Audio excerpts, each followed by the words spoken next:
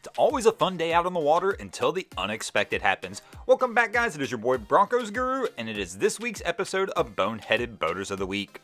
Our first subject we're going to talk about this week is a little bit of towing fun. That's right, Saturday morning has finally arrived, and it is time to get down to the lake, and we're going to get down there as fast as we possibly can so we can spend our time out on the water. And it doesn't even matter if we don't have the proper equipment. Maybe we got too many toys and our significant other won't let us have that toy hauler we want. We're going to go ahead and load all the toys up, including the boat, any way that we can, and we're going to get our crew down there and start enjoying the weekend. Most boaters understand that we've got a limited time frame, so we got to take advantage of every second we can when boating season's in session. Some people will try and extend that boating season. I can get 1 or 2 more weekends out of this thing, kind of like this guy thought right here, only to see that you probably extended your season just a little longer than you should have. And yes, I know you Florida boys are already typing in the comments down below, I don't have this problem, and don't get me wrong, we all are a little bit jealous of you guys for that issue. But while you guys get a full season all year long down there in Florida, that also means you guys get a full season of dealing with all the knuckleheads who don't have a clue what they're doing. Kind of like these guys right here who didn't like the way their boat was sitting on the trailer and decided they were going to make a few minor adjustments, only to find out that was probably not a good idea on the boat ramp, and they probably should have backed this back down into the water to get this done. And this one's a little mind-boggling. Instead of going to the front and trying to winch this back down, these guys decide they're going to come to the rear of the vessel and just try and pick the boat up and see if they can push it back on the trailer. But I'll tell you what, guys, if that's all you got to deal with to have year-round boating in Florida, you guys are probably still winning.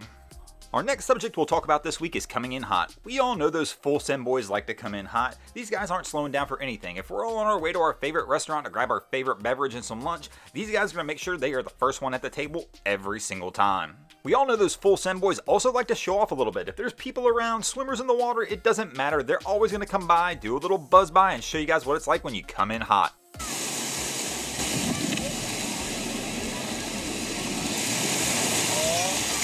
Coming in hot can have many different meanings to many different people. It doesn't always mean you're flying around on the boat. Heck, you could be just trying to get off your vessel and you could just approach the dock and come in a little hot when you're trying to land on it. Sometimes coming in hot can mean you're going too fast for conditions for the type of vessel that you have, as can be seen right here in this pontoon boat, where they've come in and they've approached this wave just a little too fast, and now they're going to pay the consequences that go along with that. Go ahead, buddy, start bailing that water out. Then there's always one of my favorites, coming in too hot into waters you don't know that well, and all of a sudden you hit that dreaded sandbar. Only a few things sillier than that.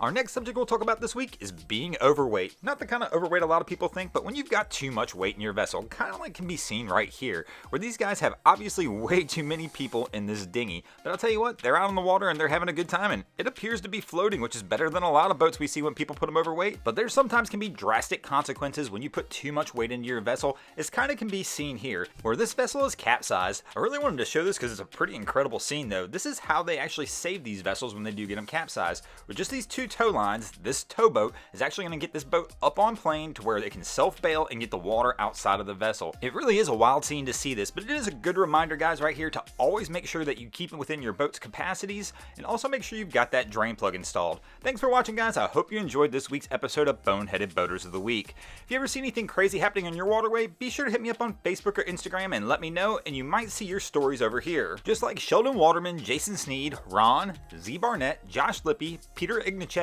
Air America, Eric Wolf, Don Herr, and Sean Risk did this week. And if you haven't already, go ahead and drop an anchor on that subscribe button. If not, I'm coming to steal your drain plug.